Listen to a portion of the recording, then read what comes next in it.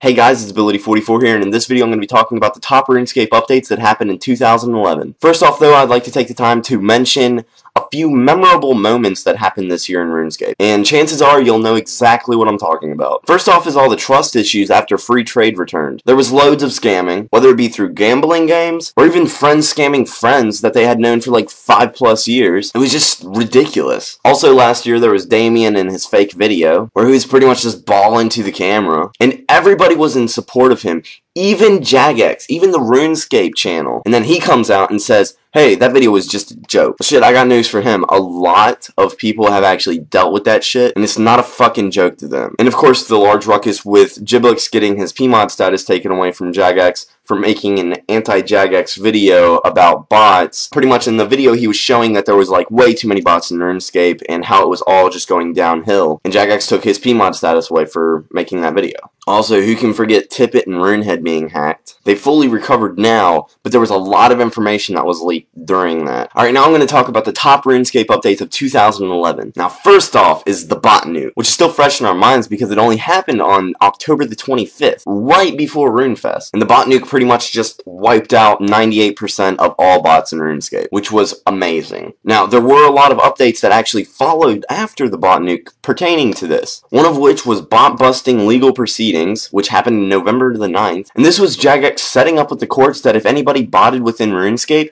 that Jagex would be able to take them to court and actually sue them for botting in RuneScape. And after that, on November the 22nd, the anti-GoldFarming measures were taken. And these anti-GoldFarming measures pretty much destroyed all gold farming websites. This did not include all gold selling websites though, so they still got a little bit of work to do, but I'm sure they're looking into it. With the bot nuke drop, the bot busting Legal Proceedings written out, and the anti-GoldFarming measures taken, Jagex decides, man, we should give something to the real players of RuneScape. So what they give us is more loot equals more woot on November the 11th. And with that update, Jagex gave us 2 times the loot that we would normally get within certain dungeons. And these dungeons were Barrows, God Wars Dungeon, Chaos Tunnels, Security of Stronghold, and the Forinthi Dungeon. They also gave us double experience and double tokens for any dungeoneering floor that we did. And this lasted for the start of November the 12th till the end of November the 14th. So for a good 3 days, Jagex gave us this as a celebratory measure for getting rid of all the bots in RuneScape. Now the second top update I'd like to talk to you all about is the wilderness and free trade coming back. Now of course if you play RuneScape you know what the wilderness and free trade are. And you know how it was when they took it out of the game and when they put it back into the game. Now before they put it back into the game they had a vote between all of us RuneScape players whether we wanted it back or whether we didn't. Now of course pretty much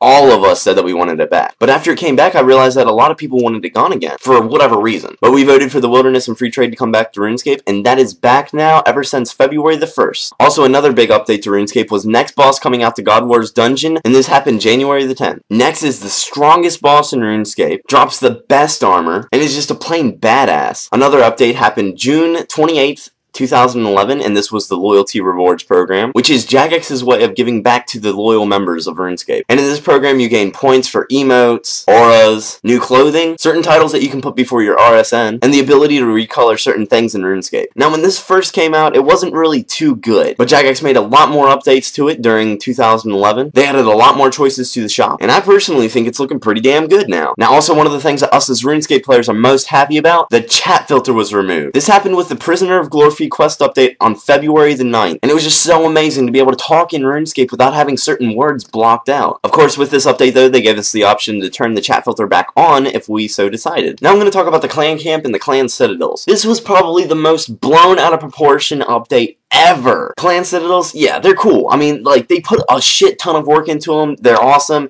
You can do so much shit in there, but they blew this way the fuck out of proportion. I mean, anywhere you looked, it was fucking Clan Citadel here, Clan Citadel there. Fucking rocks falling from the sky and everything. I'm sorry, I want to talk about that next. I'm getting a little ahead of myself. I want to talk about the clan camp first. Now, with the clan camp, Jagex makes it so much easier to actually be able to run a clan in RuneScape. Also, they made a lot of changes to how the chats were set up. Now, if you might remember, Friends chat was actually clan chat before, but Jagex couldn't have it like that after the clan camp, because it'd just be weird. I mean, it wouldn't make sense. So they split the two chats, Friends chat in clan chat. And all that happened on April the 12th. Alright, now we're going to talk about the Clan Citadels. Clan Citadels came out to RuneScape July the 26th, a good 2 months after Clan Camp came out. Now, of course, during these 2 months, Jagex was just blowing these Clan Citadels right in our faces. They were like, they're coming, they're going to be here soon, don't worry about it, they're here, they're almost there. But with the Clan Citadels, of course, you probably already know, you can gain resources for your Clan Citadel to actually up its tier. And this is just a place where your clan can meet and like congregate and shit like that. So it's pretty cool. Now this next top RuneScape update is the Tool Belt and Money Pouch. These two things made their way into RuneScape December the 6th. So they're still pretty new, and I think that Jagex is going to do a lot more to them. Also, the second to last top RuneScape update I'd like to talk to you all about is the dice breaking in RuneScape. For this, Jagex pretty much broke all the dicing bags,